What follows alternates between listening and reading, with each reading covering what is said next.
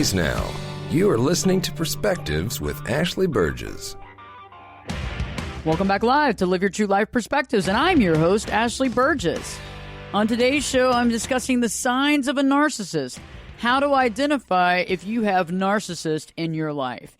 You know, more often than not, we might even be best friends with a narcissist and not even know it. However, we might not always feel great about being around them. We may feel like we have to give them a lot of attention. We may even feel controlled by them. And it's not until we realize what we're dealing with can we begin to understand and combat it. You know, I find that a lot of people don't even realize that some of their friends are narcissists. They just feel a certain way around them. They might feel just overwhelmed or even burdened. And sometimes they can get emotional because they don't know how to deal with their feelings and they don't know where it's coming from. We can't solve a problem until we actually know what's happening. We can't come up with a successful solution unless we know what we're actually dealing with. And so on today's show, I'm going to point out 15 signs that your friend, best friend, might be a narcissist. The first thing that I want to talk about in today's show is that when you're dealing with a narcissist, you're dealing with someone that wants a lot of attention. You're dealing with someone that wants undivided attention constantly. And they want the undivided attention, but they're not willing to give that back because only one person can be center stage. Only one person can be center stage. Only one person can hold court.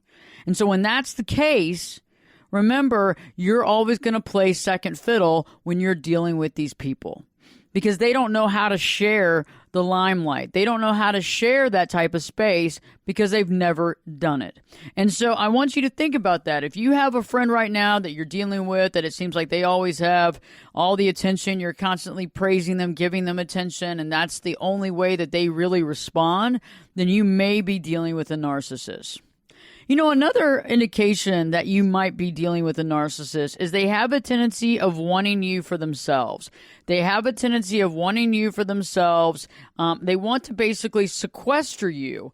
And by sequestering you, what happens here is that you become their best friend. You become their end-all, be-all to them. And so they might have multiple versions of you, and they're able to spend time with you. And what happens here is they're also getting their supply. So you're giving them the undivided attention. You're listening to them on bated breath. They're able to have that communication with you. And the interesting part about the whole situation is that you don't really realize what's happening. Okay? Because when it's one-on-one, the narcissist kind of gives you that attention that you want. The narcissist actually kind of gives you attention, a lot of times puts you on a pedestal, makes you feel really, really good inside. And that's really interesting because when we're coming from the position of not getting a lot of attention or wanting to have a good friend, the attention that the narcissist gives to you, especially one-on-one, can be extremely intoxicating. It can be extremely intoxicating, and it can go to your head very quickly, and it's almost like a drug. You want more and more of it. And so when they're able to get you on your own, they're able to give you that attention. And what's interesting, though, is on the back end is when you're spending a lot of time with a narcissist, the attention is really great, but it's kind of empty. And there's a large addiction to it. So once you get addicted to this attention, it's almost like it's a drug. And so when you're not getting that attention and you're not seeing that narcissist and the narcissist isn't communicating with you, it can be very disappointing. It can be quite overwhelming, and it can make you question a lot of things. And so if this is going on right now and you're feeling this energy, you might want to double check and literally think about, really honestly, by doing an inventory, is your friend a narcissist? Is this what you're dealing with? You know, a lot of times, too, the narcissists find faults in other people, okay? So they may find faults in your other friends, right? Maybe even your spouse, your significant other. And they'll normally find those faults in people that you are spending time with outside of them. They're going to find faults in that because they're going to make you double question the people that you spend time with. And usually what happens is because they present that in such a way for you to question that, you're going to start questioning the validity of those friendships. You're going to start questioning that entire interaction. And what will happen is usually more often than not, they will convince you to some degree that you should stop spending so much time with that person and instead spend time with them. And so what they're doing is they're getting the supply that they need, and they're having you cut yourself off from certain contacts because of what they say, because of their word. And so in essence, that is full on control. And I've had it where, I've been in relationships before with narcissists which would comment on even your family members about how maybe your family member isn't doing this, or they're not up to par, or they're not this or that. I've had clients recently that have been in my office that have a good friend who they don't realize is a narcissist that picks on their significant other, talking about how they're no good, or they're not responsible, or they're not this, or they're not that, making that person question their significant other in a way where it starts to put a rift between them and their marriage. And so these are very interesting situations that do happen and do take place. And if you are not aware of the situation, and you're not aware of the symptoms, you might not know what you're dealing with, because it's presented in a way of caring. I care about you so much that I want to make sure that this person doesn't hurt you. I care about you so much that I want you to be with the highest quality caliber of people, and I don't think that that person is the highest caliber quality of people. Do you see what I'm saying? And so when we directly relate this to the narcissist, we can understand what we are honestly dealing with. Another facet of the narcissist is that they have a tendency of being extreme in their words. Very extreme, very black and white speaking. There's not a lot of gray. It's very black and white. And what happens with this is that they can be very brutal, and they can also be extremely nice. They can shower you with love, or they can get you to question yourself at the core. And it's interesting because their words can be so almost like love bombing to completely devastating, that unless you are aware of what you're dealing with, it can really get to your core. I found that a lot of people who have a tendency of having codependent tendencies, who were raised in a family dynamic where it was very codependent in nature, perhaps mom or dad was dealing with a situation, maybe even a personality disorder that you didn't understand, obviously, growing up. And so you were trying to cater to that parent, to get them to love you, to get them to care about you, to get them to be there for you. And so you jumped through multiple hoops. And in the process of doing that, you wanted them to like you. You wanted to get their attention. You wanted to make them happy. That's the whole concept of codependency. And so when we have that in the relationship, and we bring that throughout our childhood and into our adulthood, when we're making friends, we don't realize that we're codependent in those relationships as well. And we're codependent in those relationships as well. So it's a very interesting dynamic. And usually, when you think about codependency, you're thinking about with a romantic relationship, but it doesn't end there. Codependency can go, it's not compartmentalized. So if you are feeling codependent and you have some of those traits, you bring those traits into every one of your relationships. And the narcissist is going to tell you all kinds of things. It's going to give you promises. They're going to draw you in, and you're going to buy into it hook, line, and sinker unless you actually have that reality where you realize that this might not all be reality. They can talk a big game sometimes. They can promise a lot of things and never deliver. And that's something that really hurts, because they can get you to believe that they can do about anything. They can get you to believe that this is all going to happen, and then it doesn't. And then that's where you begin to question the reality, but you wait and wait and wait based on the potential of what could happen. You wait and wait based on the potential of what you can create or what you can do. And you think about that potential, and so you hold on, hoping and praying that this is all going to work out. And as we hope and pray that this is all going to work out, we must realize that usually we're waiting on the potential of something that's not ever going to happen. And when we're waiting on that potential, we can feel as though it's never going to happen. We're waiting for the rest of our life. But also the way that they talk, they keep baiting you to believe that this is going to happen. This will all transform into X, Y, Z. And so while you're waiting, you're giving all that admiration. You're usually probably disbanding from other people because of the words of the narcissist. And you're beginning to feel a little unfulfilled because you really don't know what's happening and you don't know what to believe and what not to believe. When I return, I'm going to be talking more about narcissism. Reggie Harvey joins me in studio today to talk about narcissism, as well as Rnold Smith. Rnold Smith, the creator of the Connection app, joins us in studio as well to talk about the connection of our relationships and how to really understand how to safeguard our relationships and how to get the most out of our relationships. Because a lot of times we take it for granted, but also we have so many responsibilities in our life that we have to put that first. And that's what the Connection app does. Stay tuned because Live Your True Life Perspectives with your host, me, Ashley Burgess, will be back in. You know I'll be back this time in 2 shakes. Turn it up and jump in the deep end on Perspectives. Now, here's Ashley. Welcome back live to Live Your True Life Perspectives, and I'm your host, Ashley Burgess. On today's show, we've been talking about narcissism, how to identify narcissists in your life. You know, sometimes we don't even realize it when we're surrounded by narcissism in our life, and we don't realize it until we start feeling a certain way. Like we feel as though we are always doing for people and seem to not get anything in return.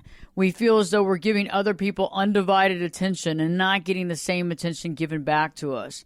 We feel as though, well, we're doing everything, and it seems like in the process, we're giving to people that act as more entitled and arrogant than actually appreciative. And I know that sometimes we can help other people, we can give things back, but it's got to be reciprocal. It's got to be a cycle. You know, we give and get, and that's the way that things work. But when we're surrounded by people who are more narcissistic in nature, we have a tendency of feeling lost. We even feel as though we've lost our identity because of that codependent ability to get sucked into that narcissistic attitude, to be a part of that process and to kind of lose ourselves because we keep on giving, but we actually are losing ourselves in the process. Joining me live in studio, Reggie Harvey. Reggie Harvey just wrote the recent book, Anatomy of a Patient. You can find that on Amazon. It's a great book that's helping people be able to walk through situations and circumstances of having a health scare and a health change in your life, as well as people that are waiting for a transplant, as though Reggie is as well. Reggie is the survivor of a near-death illness, and his story is so profound that you can read about that online as well. But he's come here on the show to give his perspective because I think he comes from such a unique perspective. It's neat to hear his thought process on things like this. Reggie, great to have you in studio today. Great to be here, Ashley. This takes me back to my original early 1980s when I moved into Dallas from Houston. I sort of had my little posse in Houston and people that I knew and traveled with and partied with, but I didn't have that in Dallas. I knew people here due to relationships that my parents had made in 1974 when they transferred down here, but I went straight to Austin and then to Houston. So Dallas was a new place for me. And I was a hard worker. I loved work. I was a workaholic. So on the weekends, I looked for all sorts of things to do. And one of the things I used to do in Houston was go to a lot of upscale piano bars and follow different musicians and that sort of thing. And I got in a habit of knowing the bartenders of those establishments. I didn't get involved into the politics of who owned what and all that social circle. I just made friends with bartenders who always protected me from over drinking, or they would weed people away from me, you know, that were leeches and things like this. And I just went out to party, not to pick people up. I went to party to listen to the music. It was always music. So in Dallas, I was trying to figure out where all the music was, and I would go to these different places and check them out.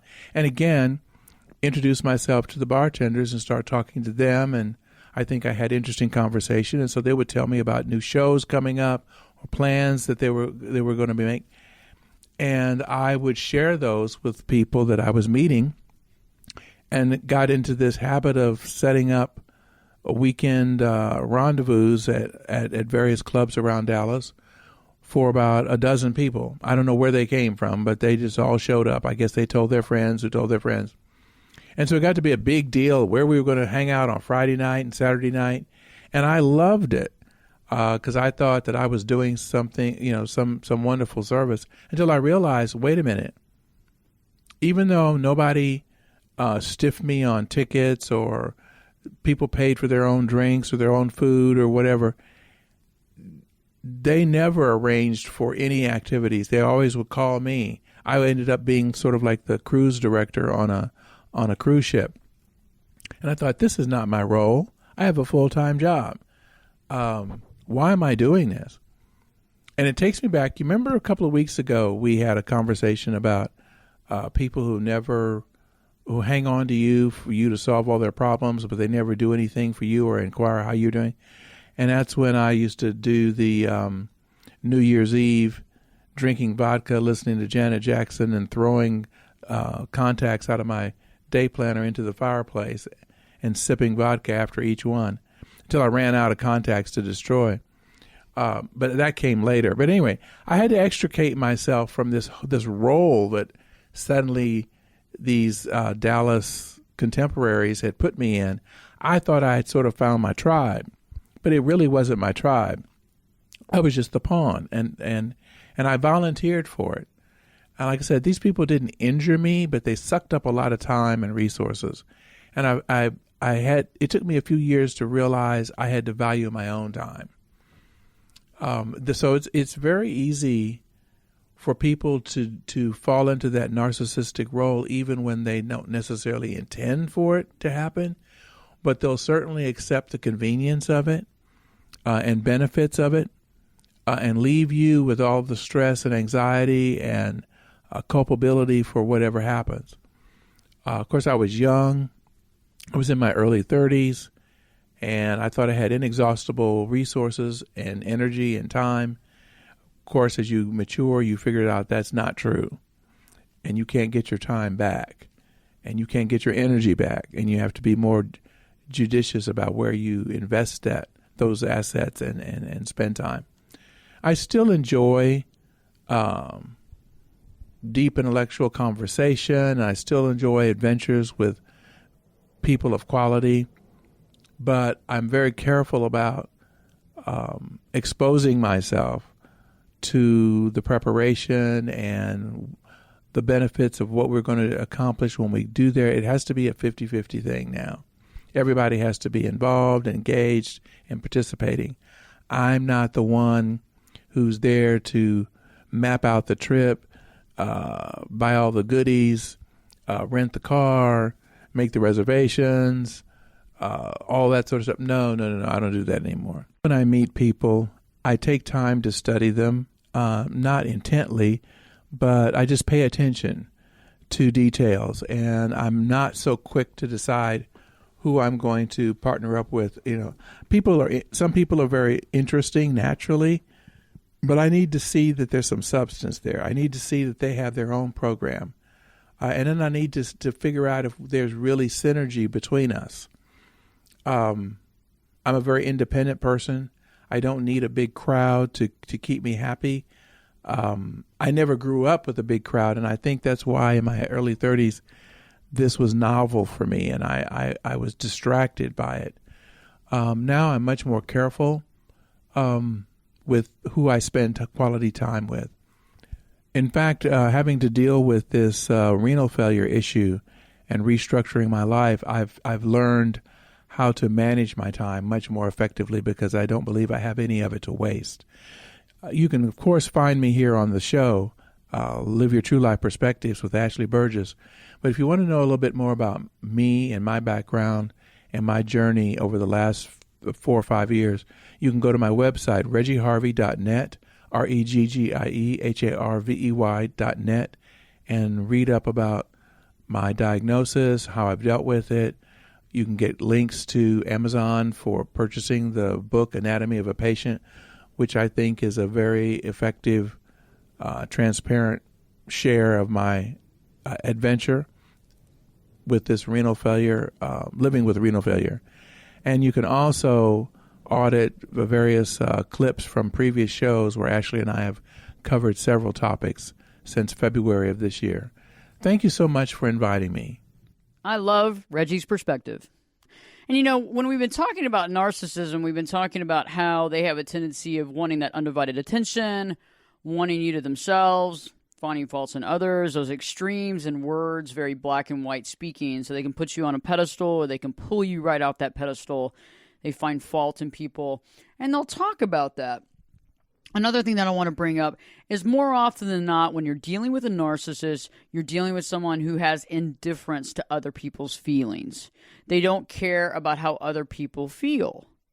Okay? Because remember, a narcissist is constantly thinking about themselves, about how they feel. And we're just kind of pawns in their reality.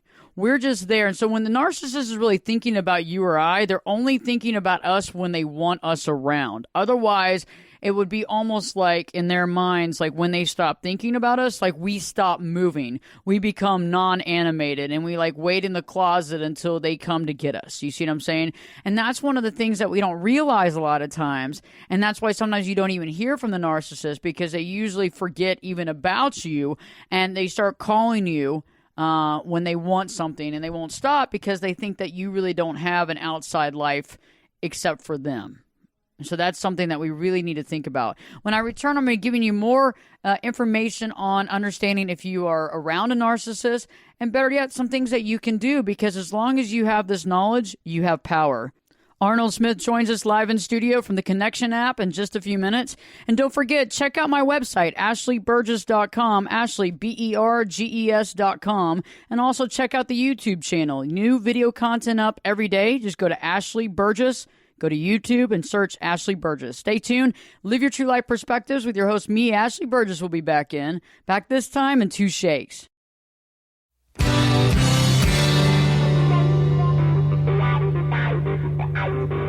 This is Jake Busey, and you're listening to Perspectives with Ashley Burgess. Welcome back live to Live Your True Life Perspectives, and I'm your host, Ashley Burgess. On today's show, we've been talking about narcissism, identifying the signs of a narcissist.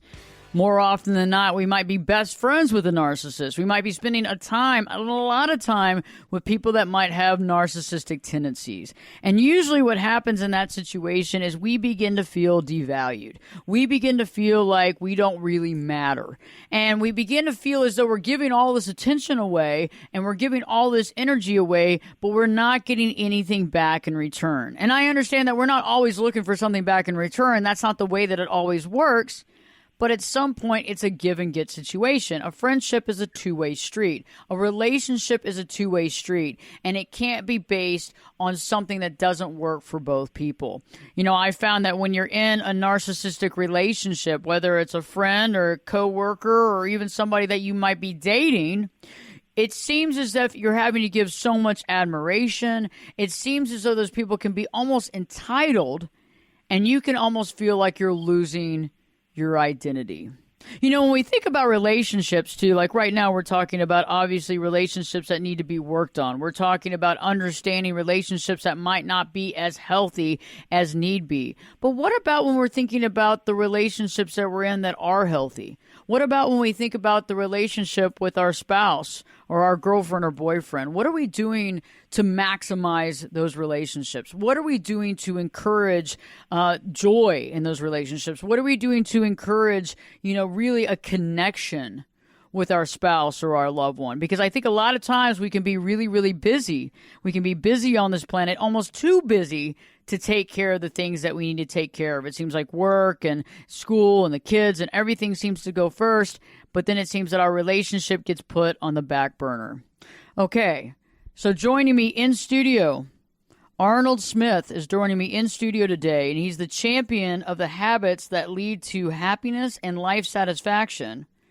He's also the creator of the new Connection app, and he's an advocate for love and joy. Rnold, great to have you in studio today. How are you doing? Fantastic, Ashley. Thanks for having me.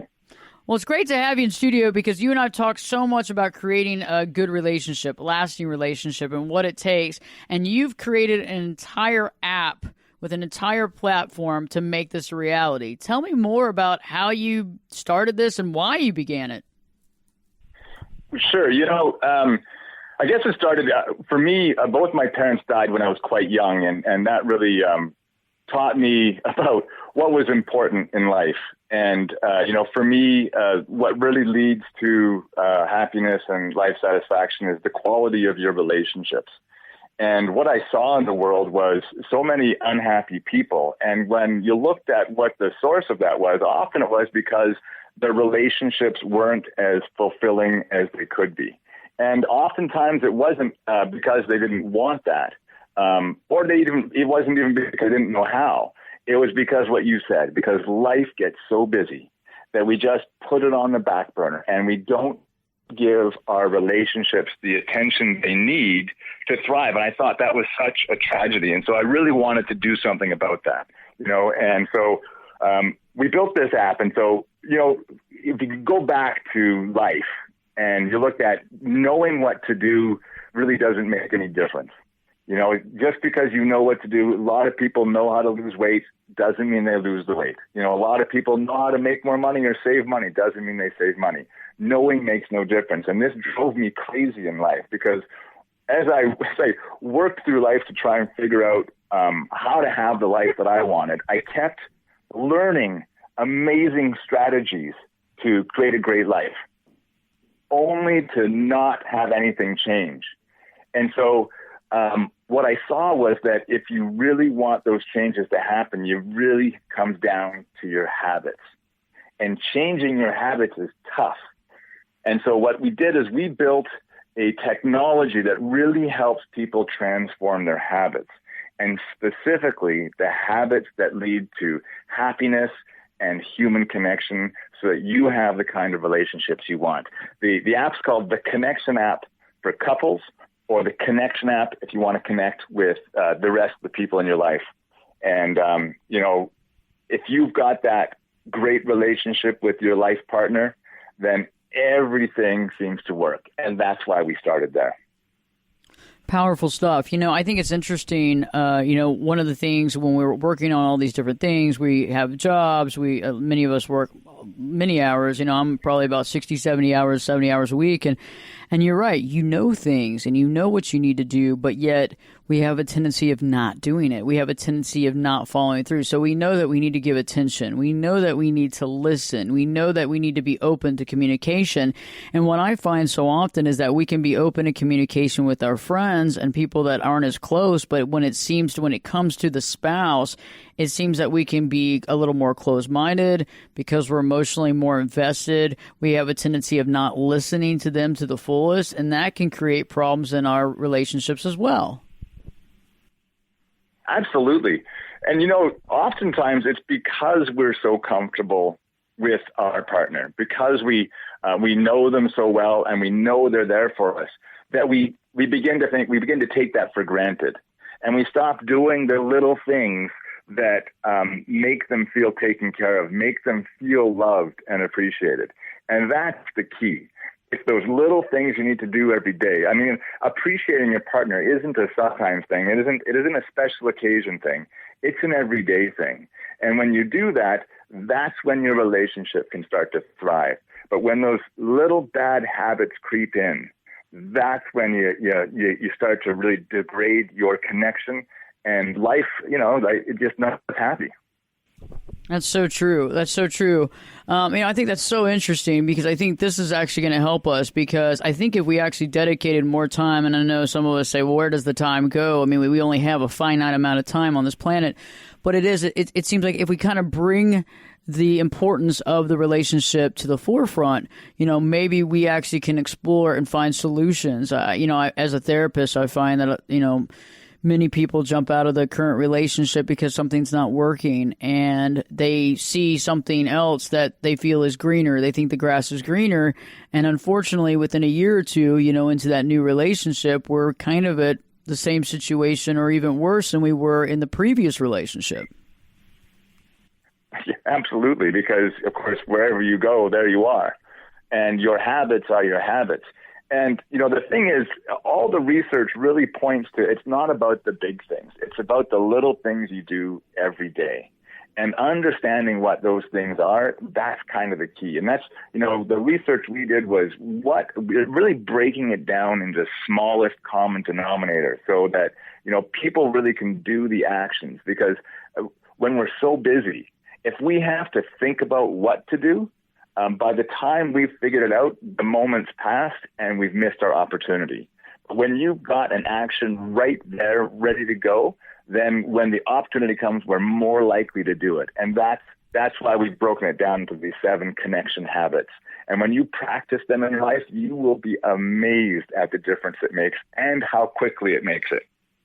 Powerful stuff. Well, I look forward to having you back on the show next week. And where can we find the Connection app? I know you can go right to ashleyburgess.com and you can go to the radio page. You can click on the Connection app and it'll take you right there. But if they don't go through the website, where else can they go to find the app? Yeah, go to Google Play or the App Store. And if you're in a relationship, download the Connection app for couples. If you want to use the Connection app for work relationships or with your aunt or your kids, then you can download the Connection app. So we've got 2 apps, the Connection app and the Connection app for couples, depending on what your situation is. Awesome. Well, thank you so much. And I look forward to seeing you next week. Yeah, right on, Ashley. Thanks for having me on. Looking forward to learning from Rnold in the upcoming shows. I think he's going to be a wealth of knowledge to really helping us create and co-create those relationships that we want and really use that knowledge to inspire us to really work at our relationships and not to take them for granted. As we think about the narcissist and we begin to analyze the folks that we're spending time with, the idea of the need for admiration from them is real. They have a necessary need for admiration. And a lot of times, too, they believe that they're the expert in everything. They're the authority, okay? And that becomes an issue, too, because when you're dealing with that narcissist, you're dealing with someone that thinks that they're great at everything. They think that they hung the moon. And some things they might have, but in reality, we got to get real, because what happens is that they might devalue your knowledge or assume that they have a higher authority. And that directly relates to a lot of times, too, how a narcissist may have grandiose fantasies and beliefs that they are amazing and awesome and everything. And I believe that we should believe at the highest level for ourselves. But I think that sometimes that can get out of hand and cause problems. When I return, I'll be talking about more of identifying the narcissists in your life, how you can identify them, because this is crucial information to understanding the situation and deciding to either stick in the relationship, point things out, or to move on. If you haven't already, check out my YouTube channel. Go to YouTube and search Ashley Burgess. Ashley, Ashley, Burgess, Berges. You'll find new video content every week. Stay tuned. Live your true life perspectives. We'll be back this time in 2 shakes. You could be my luck. Get in here. You're listening to Perspectives with Ashley Burgess. Welcome back live to Live Your True Life Perspectives, and I'm your host, Ashley Burgess. On today's show, I'm exploring how to identify a narcissist, how to know if you have a narcissist in your life, how to know if your best friend may be a narcissist. Sometimes we don't know because we don't know the signs and symptoms. We're not aware of it, and it's something that we're not even looking for. And so right before the break, I was talking about how narcissists can have a tendency of having grandiose fantasies, grandiose beliefs about how great they are. And I agree that we should have a high self-esteem, but remember, there is also reality involved. A lot of times they can believe that they can do anything. They could be Superman or Superwoman. And I agree that we all have capability, but it can get out of hand as far as the way that they speak about themselves and also how they put others down. I think it's interesting, too, that a narcissist usually has tendencies of distrusting other people. They distrust others. They don't feel trustworthy with others. They feel as though others are going to hurt them. And I think that that's also a subconscious thing, because many times often the narcissist hurts other people without even acknowledging that hurt. Now, whether they know that consciously or not is to be determined. And there's a lot of talk about that. I could talk about that for 2 to 3 hours on this show, but we don't have time right now. But these are definite things that we want to talk about, because when they're distrusting of others, I think it's a subconscious thing, because I think that when we are not treating people with the utmost of respect, we really have a tendency of fearing what other people will do, because we're not doing what's right by other people. You know, I find another facet that's interesting is the manipulation. They have a tendency of wanting other people to do things that they want them to do, and so they'll manipulate those people into doing what they want. And so if you're around someone who is a narcissist, you may feel sometimes that you do things without wanting to do things. You may feel as though you're doing things against your will. You're doing things against your better judgment. And that can also come to roost as well, because that can encourage us to not feel good about ourselves. That can encourage us to feel sad or distress about ourselves. We might even feel anxiety. And that anxiety could lead us to feeling even more anxiety. And then when we're around that person, we may feel anxious, we may feel ill, and we might feel a little out of control.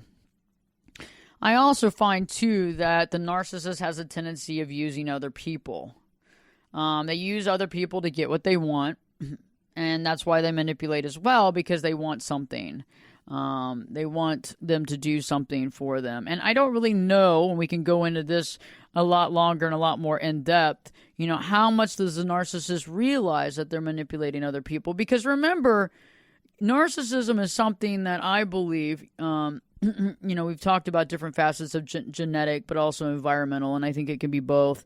But I think also it's more environmental to some degree, because I think that when a person takes on narcissistic traits, usually it's based on historical record of the way that they were treated in the family dynamic. And so instead of wanting to feel the pain, they change there's a change in that brain chemistry. There's a change in that thought. And there could be other reasons too. We could go into that for hours and hours at end. But, you know, it's also a sense of that entitlement. And I think that we talk about entitlement a lot, especially now in the time and place that we are on this planet. But, you know, with the narcissist, it's that entitlement that others owe them something, okay? And that's always interesting, too, because when you are with a narcissist, it does seem like you're constantly giving. And when you give, it doesn't feel like it was received properly. It almost feels like you're giving, but you know how when you pay for something, like let's say like you go and take people out for dinner, and you end up paying for dinner, and everybody's like, oh, wow, thank you so much. And that, you know, they're so grateful for it. But then, you know, the entitled response would really probably not be very much of a thank you. You would kind of feel used, and then you would kind of wonder why you did it. And so that will constantly happen when you're with the narcissist, because they are entitled. They don't feel like they have to thank you. They think that you should just do this for them because of who they are. And that leads me into the arrogance level of the narcissist. Like, they're above it. They don't have to be responsible for their actions, but everybody else does. And because of that entitlement thought process and that entitlement way of life, they're arrogant about it. They're above it. They feel that everybody owes them something. And that's something that we have to really think about as well, because, you know, I don't, you know, nobody should be entitled. And when I come across entitled people and know-it-alls, that's it's not a very good positive feeling within me. It doesn't create good lasting memories. It doesn't make me feel warm and fuzzy. And so if you're dealing with that, and you might be dealing with this on multiple scenarios, so maybe your friend is a narcissist, maybe somebody that you're at work is a narcissist, maybe someone else that you're dealing with is a narcissist, maybe your mother or father is a narcissist, and so you feel like you're kind of in situations where you don't seem super valued at all. You feel kind of, you know, just kind of there. You kind of feel like you're there to be someone's, you know, caretaker, or you're there to be their court jester, whatever that is when they're holding court. you might be having this from various angles in your life, and that might be what's causing you some stress and anxiety and strain, because it's not just coming from one person at all, it's coming from multiple people that you're interacting with, and that can become stressful if you don't know what you're dealing with. The last two things that I want to cover before the end of today's show is that you can be feeling very controlled, because when we're in an environment like this with somebody that's literally manipulating everything and behind the scenes, we can feel like we are controlled. At times, the narcissist might even appear or act like a parent, like an overly protective helicopter parent. And that can be overwhelming too, because that can cause you great strain and stress as well. Because that is not the way that we should be being handled. That is not the way that we should be dealing with life. And so those things can consequently cause us to have second thoughts, and can also cause us to wonder what's really taking place in this relationship. And last but not least is you might actually feel a loss of identity when you're around them. And that's what happens a lot of times, is that we can begin to lose our identity because of the entitlement factor, because of kind of being there at their beck and call, because of the manipulation and the control. And if we are coming from a codependent way of life and a codependent thought process, the codependent goes into a relationship and tries to be loved and wants everybody to like them, and so they'll do whatever is necessary to be liked, but they lose their identity in the process. And that's something that I want you to be super aware of, is that if you feel like you have lost your identity, I need you to step back and see, in what relationships do you feel that way? And in how have you felt like you've lost your identity? Because we need to be aware of these things, because in order for us to live a happy, healthy life, we have to live our own life. We can't be living someone else's life and just giving all to them. We have to see our value, and we have to step up to the plate and make that happen. And so I hope this show has helped you to really understand the narcissist and to be able to identify the narcissist in your life. Stay tuned. I'll be back next week, and Live Your True Life Perspectives with your host, me, Ashley Burgess, will be back in. I'll be back this time in 3 shakes.